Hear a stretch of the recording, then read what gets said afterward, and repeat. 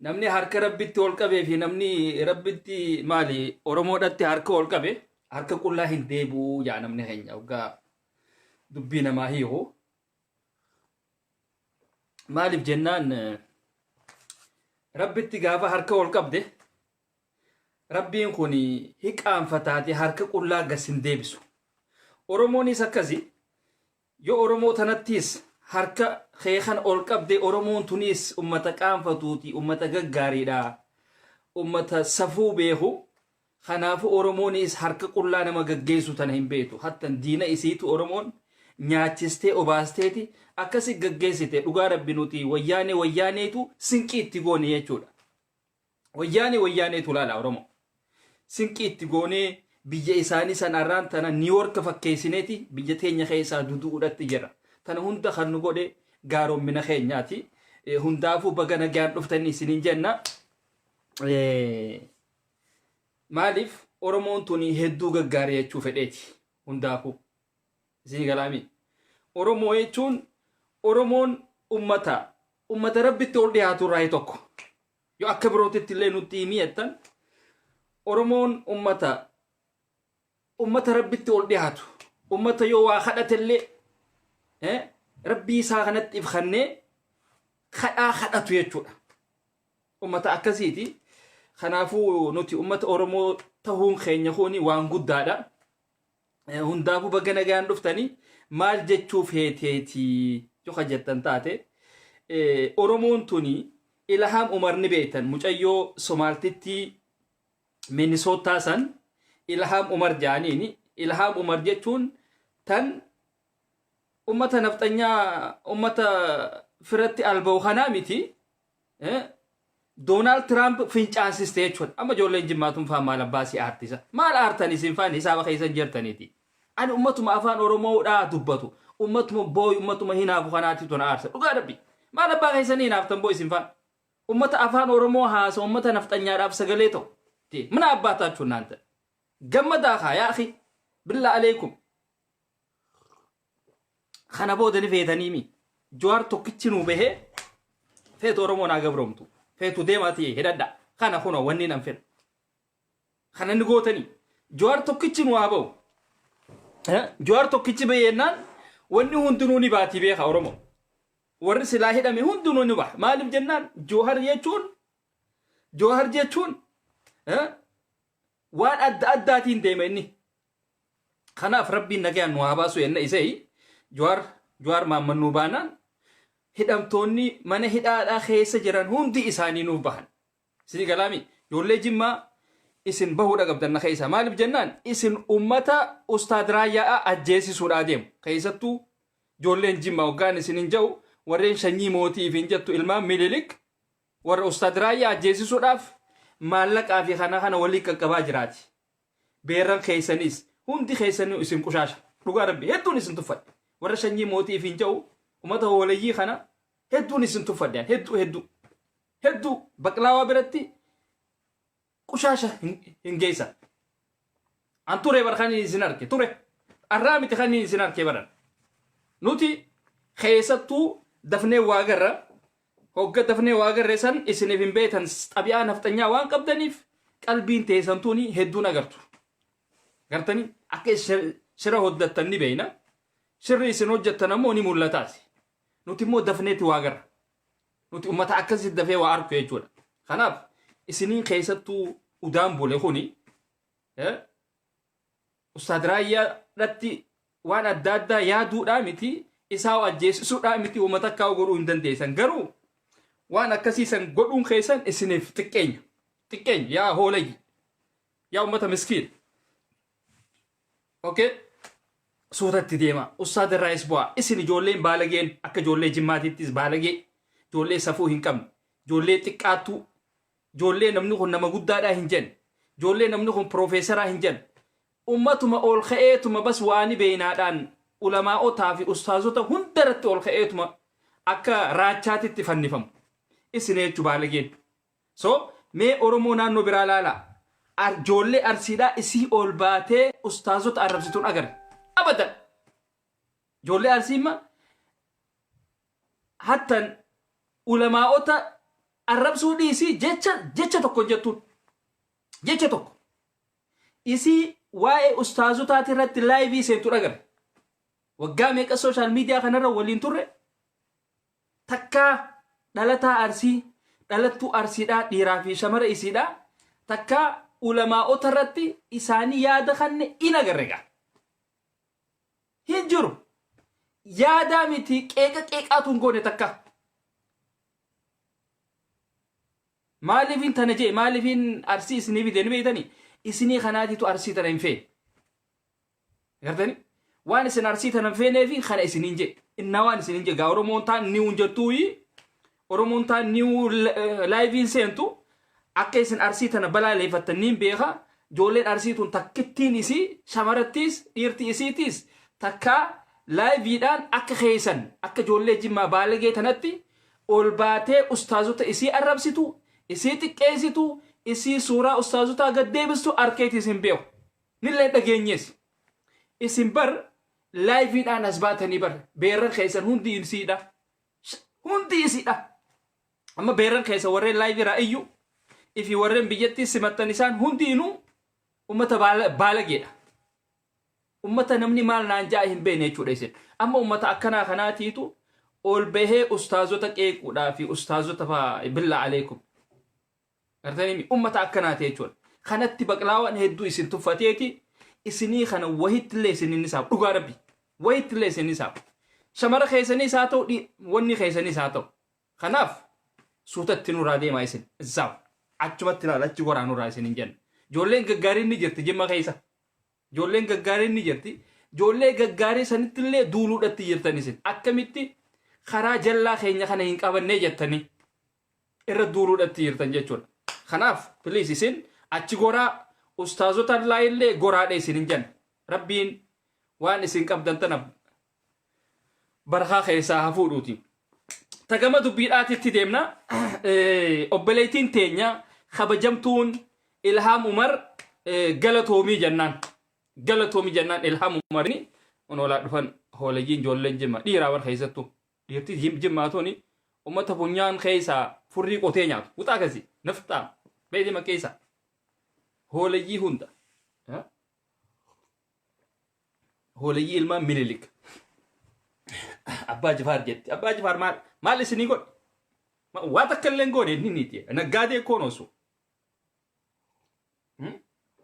yoo beeran gurgureetuma wanni godhe malee waa takka wanni inni nuu godhe nagarre nuti akka Harargeetittis akka Arsiitittis akkuma oromo hundattuu wanni abbaa jifaar nuu godhe nagarre nuti bakka hanqaruma qawwee fannifatee nuufillee lollee nuufillee dhiini kan naggaadee nurra faarsisa yaafi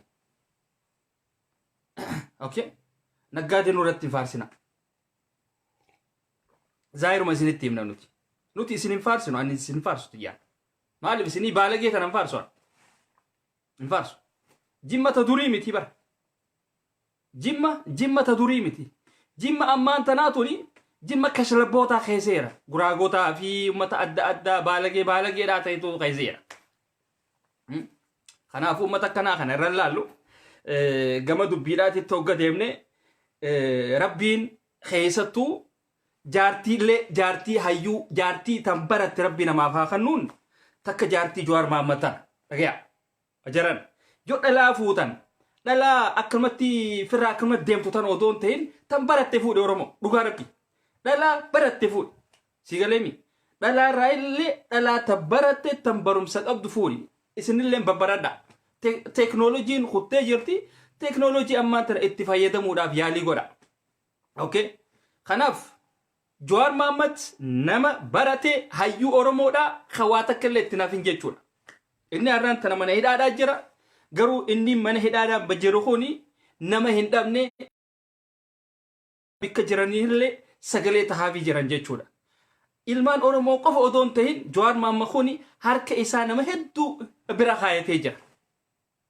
nama hedduudhaaf kan galata oole jechuudha inumaatu har'aan tana yoo miidiyaalee hadhabnu taate inumaatu nillee dhabneesi miidiyaalee yoo hadhabnu taate miidiyaa warra Tigraay kan duraan waggaa meeqanullee ajjeesaa ture innilleen arraan tan akka saaniititti sagalee nuu tahaa jiranii haa galatoman maaliif yeroo kanatti miidiyaan habashaadhaa kuni bikka adda addaati nurratti ol bahee nurratti dhiichisu kana miidiyaan kaduraan diina keenyaatilleen nutti as maqee sagalee nuu tahaa ture jechuudha. Kanaaf haa galatoman jenna. Maaliif Oromoon akkumaan isiniin jee Oromoon waanuma isiin hojjette haammattee jennaan. Maaliif obboleettii teenya Ilhaam Umar obboleeyyan keenya keessattuu warreen Minnesota keessa jiran sagalee tahaafii turan isiisaniif. Naannoo takka jiran, isteeta takka jiran akka isiin angooratti ol baatu obboleeyyan isaanii Somaalota waliin wal tahanii sagalee tahaafii turan. Kanatti lakkoofsi Oromoodhaan namootan achi keessa jiru hedduudha. Oromoo hoggayannu maaligaa Minnesota hoggayannu isaanu Oromiyaa xiqqoodhaa jaaniin. Oromiyaa xiqqoodhaa jaaniin. Gartanii heddummina ilmaan Oromootirraa kan ka'e jechuudha. Oromoo achi keessa jiru hundaatiitu sagalee tahee fi arraan tana nafxanyoota boochisaa jira jechuudha. Nafxanyoota boochisaa jira. Gartanii kanaaf namni Oromoo kadhate harka qullaa gadin deebi'u namni rabbii isaa kadhate harka qullaa gadin deebi'uun baanan tana kun oolaan. Sii galaami. Kanaaf Oromootiyya bikka hundattuu jiraadhu siin jaa. Jiraadhu obboleettii teenya Ilhaam Umariif sagalee ta'uun keessan akka isiin deebitee sagalee nuu taatu taasistanii jirtan. Sii galaami. Akka isiin deebitee sagalee nuu taatu taasistanii jirtan. Dhalaan tun beekaa hedduu keessattuu paawara qabdi. Biyya guddatte tana keessatti they have power. Dhugaa hedduu paawara qaban hedduu keessattuu shamarran baratan kuni hedduu paawara qaban. Shamarran akkanuma dhaldhalteet akkanuma deebtu tanaa miti. No. Shamarran hogga isinin jennu shamarran tan baratte tuni hedduu paawara qaban. Biyya guddatte tana keessatti immoo irra guddaa shamara. Tan wanni gootu tan olii gadi waa hundaanuu wanni taatu. Kanaaf qoonni shamarran qabdu biyya guddatte keessatti hedduu ol kaa'adha hedduu. Kanaaf Ilhaam Umar wanni isiin goote waan hammana hin ja'amne sababa sanirraahi ussaa Somaalee nechi Somaalee ደግሞ ምን አገባው ምን ስላገባት ነው እዚህ ጉዳይ ውስጥ የምትገባው ጃኒቲ እያጀረን ጀቹን ወደ ነፍጠኛዳ ወደ እሳት እዩዳት ጅራን ሁኒሞ ኑፍ እንጂፈኖዳ ከይሰቱ አስረቲ ጆሃር መሐመድ ገልቼ ጅራ ፌዱ ጆሃር መሐመድ ወረቃ ኤኙማ ሳሃ ገልቹ ፌዱ ሃዲሱ waan tokko jira biyya guddatti tana keessatti nama keessattu icon ta'e nama akka Johar nama beekamaa nama akkanaa kana yoo nama lammii biyya biraa ta'e yoo biyya san keessatti beekumtiidhaas qabaatee waraqaa biyyattiillee kan qabaatu taate biyyattiyyattiin galaa yoo kan jawute hanga biyya isaa san dhibbatti biiti isaa sun biyya nagayaati bulchaan biyyattii san nama nagayaati arkanii waraqaa fuudhanii ittiin kannan. Waraqaa isaasan irraa hin deebisan yoo Joharillee niin deebisa jedhe irraa hin deebisan jechuudha.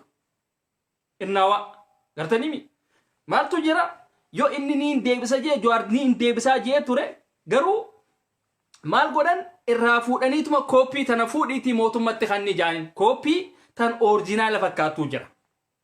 Gartanii kalaruma kaasanii hoodha tana fuudhiitii itti kan ni jaanin maaliif isa kana kan barbaadan. Johar ni barbaadan jechuudha. Gartanii ummata Itoophiyaa biratti mootummaa Itoophiyaa biratti Johar waan xiqqoo waan nama badaa haa ta'u malee biyya guddatte kana keessatti namni akkanaa kun barbaadamaadha. Nama akkanaa kana ni barbaadan jechuudha. Maaltu Ameerikaa tana akkanatti ol kaase? Wanni Ameerikaa akkanatti ol kaasee arraan tana akka isin addunyaa tana hunda kontirool gootu kan taasise maali? Sabaa fi sablammoota ummata biyya adda addaa warreen sila achi keessa jiran warreen sila biyya adda addaa tiraa dhufanii achi keessa babbaratan achi keessa jiranidha.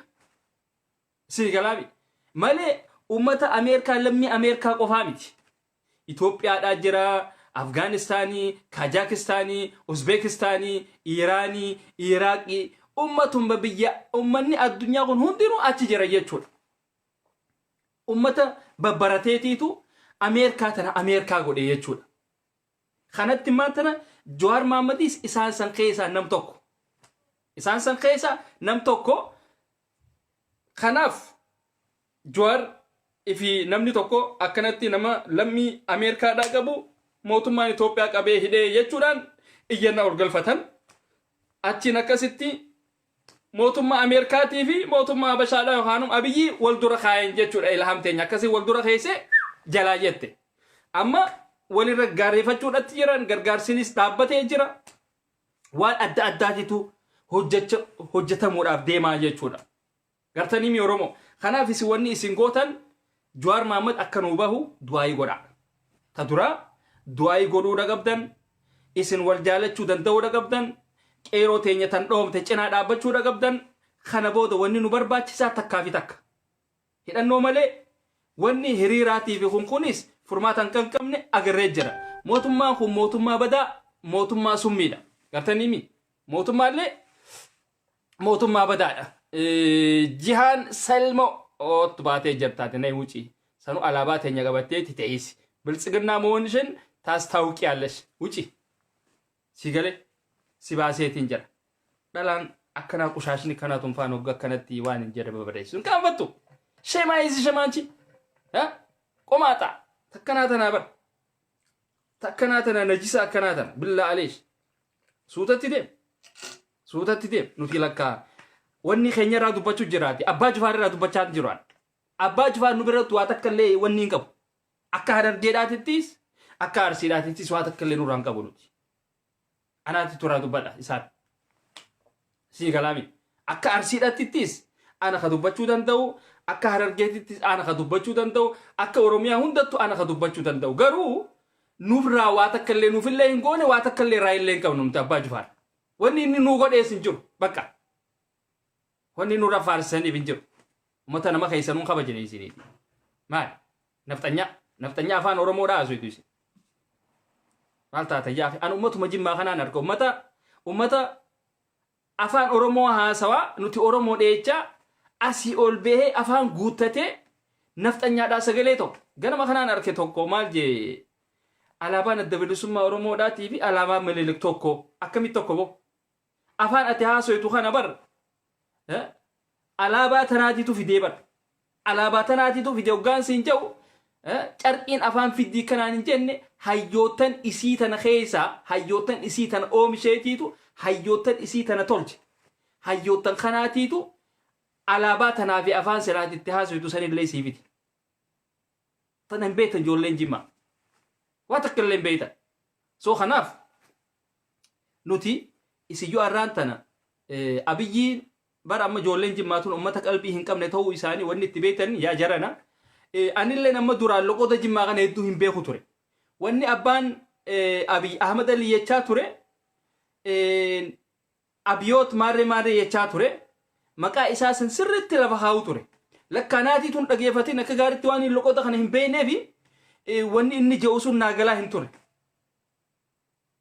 Maal jechaa ture duraan? Maal kaja'uun se'an dullatti Abiyoot jedhamtu kaja'uun se'a beeti'an. Lakkaa inni Abiyoot maarreeti jaanni lakkaa maqaa abbaa isaati waliin lafa kaa'uudhatti jira lakkaa. Amma ijoolleen Jimmaa odoo loqote isaaniitiin abbaan Abiy Ahmad Ali kan akkasitti himu beekaa namicha nafxanyicha kana ilma abbaa gadaa jaanni. Mee ilaala uummata jaamaa kana. Amma uummata akkanaa kanaatiitu asii ustaazota ustaad raayyaa faadhaa fi kana irratti ol ba'ee asii waan adda addaa hojjeta. Harka lafa jalaatiin nafxanyaadhaa waliin wal tahanii ustaad raayyaa ajjeesisuudhaaf waan adda addaa goggodhaa jiran. Isaanuma kana beeka. Uummata jechuun uummata badaa. Uummata dullatti mana azaabaatii baatee deemtu. Mana arabaatii haatee mana arabaa kana keessa hojjattee achi akkasii haatee deemtu dhiira nam meeqa? Nama 15. Harmallaa sanuu bar harmallaa. Harmallaa akkasii nama 15 akkasii fe'atanii jala deeman jechuudha. Shuf. Nuti hin goonu waan akkanaa kana akkam. Amma gaa'ogga waan akkasii san laallu sabiyya tana waan akkamiitiitu bulchuudhatti jira jenneeti gaa laalle jechuudha. Akka hayyuun keessa hin jirre uummata wallaalaa waa takka illee keessa hin jirre uummata akkamatti Oromoo lafarraa fixu. Kanaaf uummata akkanaa kana lafarraa kaasuudhaaf firraa kaasuudhaaf wanni nu barbaachisaa hidhannoo qofa nuti. Akka Oromoodhaatittis keessattuu amma waboon teenyaas nu haa jiraattu wanni si barbaachisaa ganda gandatti hidhachuudha safeessa amma. Lubbuu ta'e oolfachuudhaaf namuu yoo dandeesse ganda gandatti hidhadha. Ganda gandatti. Yeroon ammaan tanaa yeroo ifirratti ciisanii miti. Yeroo rafanii miti. Kanaaf Oromoo akkana ittanii rafina. Jawaar Mohaammed Rabbi nu haa baasu. Rabbi nagayaan nu haa baasu. Isaa fi hayyootan keenya warreen mana hidhaa keessa jiran Rabbi nagayaan nu haa baasu. Isin ammoo Oromoon jajjabaadha. Wal cinaa dhaabbadha. Sagalee walii taha akka Oromoodhaatitti. Kana goona akkasii nageetti nu jiraadha. Fayyaa nuu taha. Hamtuun isin harkini. Arraaftana jenna guyyaa biraatis Rabbi khayriidhaan walitti nu haa fidu. Nageetti gaa ilmaan Oromoodha.